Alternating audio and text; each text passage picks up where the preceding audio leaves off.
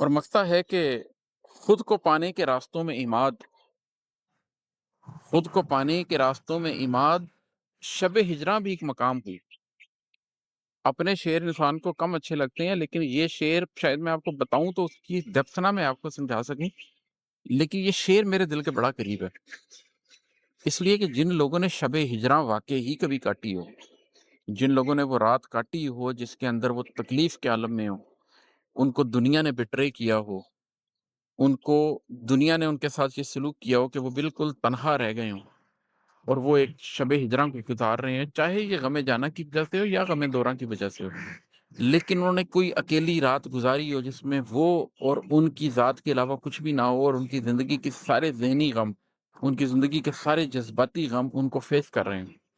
انہیں احساس ہوتا ہے کہ شب ہجراں کتنی ہیوی چیز ہے، اور بہت سے لوگ ہیں جو اس شب ہجراں کی نظر ہو جاتے ہیں، اس شب ہجراں کی وجہ سے وہ اپنے آپ کو برباد کر لیتے ہیں، ساغر صدیقی بن جاتے ہیں۔ لیکن اگر کوئی شخص اپنی زندگی کے ایگزسٹینشل کوسچنز کا وہاں سے جواب پانے کی کوشش کرے اور رب تک جانے کی کوشش کرے،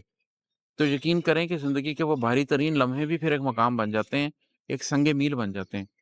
شب ہجراں بھی کہیں بہت پیچھے ہی رہ جاتی ہے، زندگی بہت آگے نکل جاتی ہے۔ وہ روشنی پانے کے بعد، قلب میں وہ حرارت پانے کے بعد، اور زندگی کا بڑا مقصد پانے کے بعد، آپ کو لگتا ہے کہ شب ہجراں بھی ایک سنگ میل تھا، ایک مقام تھا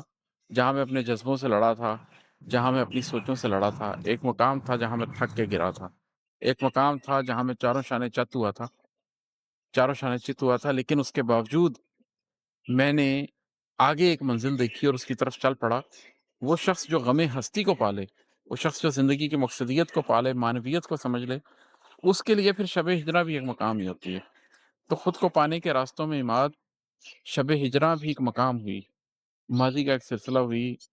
ایک راستہ ہوئی جہاں سے گزر کر آئے تھے۔ انشاءاللہ تعالیٰ پھر آپ سے بات کروں گا۔ بہت شکریہ، السلام علیکم۔